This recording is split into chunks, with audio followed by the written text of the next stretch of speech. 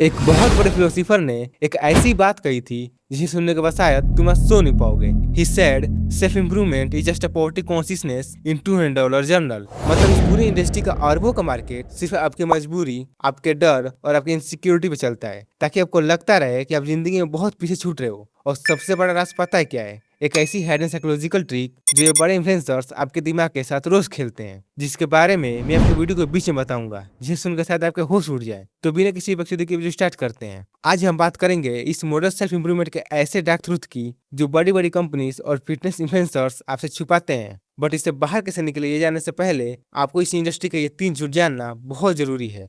Number 1, जब तुम हफ्ते में 50 घंटे घिसने के बाद भी अपने घर का रेंट या ट्यूशन फी नहीं दे पाते, तो ये सेल्फ हेल्प कल्चर तुमसे कहता है कि तुम्हारा मनी माइंडसेट ही खराब है। ये कभी भी सिस्टम पर सवाल नहीं उठाएंगे जहाँ इन्फ्लेशन आसमान छू रहा है और सैलरीज वहीं की वहीं है, बल्कि ये तुम्हें एक महंगा कोर्स चिपका देंगे कि लो इसे देखो और अमीर बनो। जब तुम पढ़ाई या काम से पूरी तरह बर्नआउट हो जाते हो, तो ये दुनिया तुम्हारे पर से प्रेशर कम नहीं करती। वो तुम्हारे हाथ में एक मेडिटेशन में पकड़ा देगी और कहेगी, लो 2 मिनट आंखें बंद करके ध्यान लगा लो। इस चक्कर में तुम खुद ही खुद को घिसते रहते हो और खुद को ही कोसते रहते हो।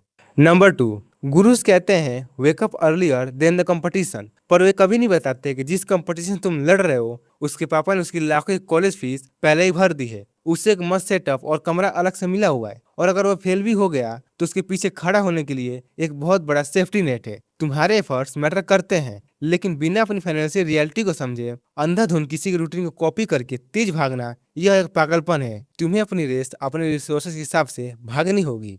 नंबर 3, नेचर में कोई भी चीज इन्फिनिटली नहीं बढ़ती। एक पेड़ अपनी हाई तक पहुंचता है और फिर एग्जिस्ट करता है। एक नदी अपना लेवल ढूंढती है और बहती है, पर तुमसे कहा जाता है हर साल हर क्वार्टर तुम्हें एक्सपेंड होना है। ये ह्यूमन नेचर नहीं, ये कैपिटलिज्म का ग्रोथ इंपेरेक्टिव है जो तुम्हारे दिमाग पर थोप दिया गया है। Cold shower, 5 AM club, journaling streak, ये सब तुम्हें बेहतर बनाने के लिए नहीं बेचा जा रहा। तुम उनके सक्सेस की स्टोरी नहीं, तुम उनके बिजनेस मॉडल हो। इस पूरे सिस्टम का सबसे खतरनाक असर होता है the qualification of death spiral.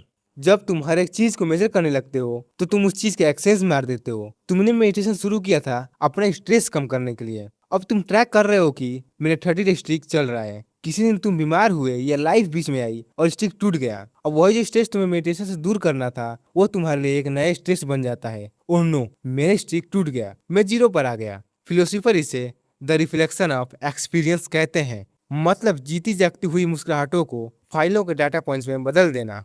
Good heart शो कहता है when a measure becomes a target it ceases to be a good measure. तुमने अपनी पूरी जिंदगी को एक सेपरेट शीट बना दिया है, और भाई सेपरेट शीट में कोई आत्मा नहीं होती। तुम अकेले में बैठकर ये नहीं पूछते कि मुझे क्या चाहिए, तुम पूछते हो व्हाट इज ऑप्टिमल। सक्सेसफुल लोग क्या करते हैं? तुम एक रियल इंसान बनने के बजाय सेल्फ इंप्रूवमेंट का एक कैरेक्टर प्ले कर रहे हो। हर चॉइस फिल्टर होती है। क्या ये लिंक्डइन पर अच्छा दिखेगा? क्या इससे मेरी प्रोडक्टिविटी बढ़ेगी? सच्चाई यह है कि तुम्हारा दिमाग तुम्हारा दुश्मन बन चुका है। तुम्हें लगता है तुम प्रोग्रेस कर रहे हो, पर नहीं, तुम बिजनेस के लिए यूज किए जा रहे हो। फिलोसोफर जेन पॉल सार्त्रे ने इसे बैड फेथ कहा था, एक सब्जेक्ट की तरह जीने के बजाय खुद को एक प्रोडक्ट की तरह ट्रीट करना जो एल्गोरिदम को पसंद आए। अब तुम पूछोगे सोल्यूशन क्या है? कि हम सब छोड़कर बिस्तर पर पड़े रहें?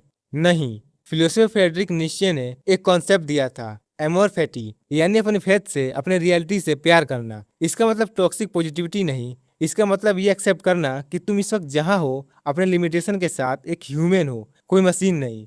अगली बार जब भी तुम कोई रूटीन बनाओ तो इस नफरत से मत बनाओ मैं कितना खराब हूँ, मुझे बदलना है, बल्कि इस क्यूरियोसिटी से बनाओ कि चलो देखते हैं मैं और क्या सीख सकता हूँ। डिलीट करो उन हैबिट ट्रैकर्स को जो तुम्हें दरिद्र महसूस कराते हैं। उसके लिए तुम्हें एक प्रोटोकॉल फॉलो करना होगा, द स्मॉल प्रोटोकॉल। अपनी शुरुआत को इतना छोटा रखो कि तुम्हारे दिमाग को एंजाइटी अटैक आ जाए कि इससे क्या ही होगा। अगर तुमसे पढ़ाई नहीं हो रही तो रोज सिर्फ एक पेज पढ़ो। अगर पुशअप नहीं हो रहे, दिन का सिर्फ एक पुशअप लगाओ, बट एक शर्त पर, प्रोग्रेसिव ओवरलोड। आज अगर एक पुशअप लगाया है तो कल तुम्हें 2 लगाने हैं, फिर परसों 4। शुरुआती एक हफ्ता तुम्हें लगेगा कि तुम टाइम वेस्ट कर रहे हो, पर जब तीसरा हफ्ता आएगा तो जिस बंदे से 10 पुशअप भी नहीं लगते थे, वो 40 का सेट मार खड़ा होगा, और दिमाग को पता भी नहीं चलेगा कि कब उसने इतना बड़ा लोड झेल लिया। ब्रेन को रजिस्ट करने का मौका ही मत दो। अगर डे 1 और डे 2 सही गया और डे 5 पर कोई मिस्टेक हो गई, फक दैट मिस्टेक भाई, फक दैट मिस्टेक। किसी को कोई फर्क नहीं पड़ता। उससे अपनी डायरी में अलग से रेड पेन से मार्क करने की कोई जरूरत नहीं है। भूल जाओ उसे और अगले दिन से दोबारा अपने नॉर्मल रूटीन पर आ जाओ। तुम्हारे पुराने प्रोग्रेस को कोई मिटा नहीं सकता अगर तुम रुकते नहीं हो। शुरुआत आज से ही करो, इतनी छोटी कि तुम फेल ना हो सको। बाय द वे, आज के लिए बस इतना ही। अगर वीडियो पसंद आया हो तो वीडियो को लाइक और हाइप कर देना, और अगर चैनल पर नए हो तो सब्सक्राइब कर लो, वरना क्या पता ये हमारी आखिरी मुलाकात हो। बाकी मिलता हूँ नेक्स्ट वीडियो में, या शायद कभी नहीं। Bye bye.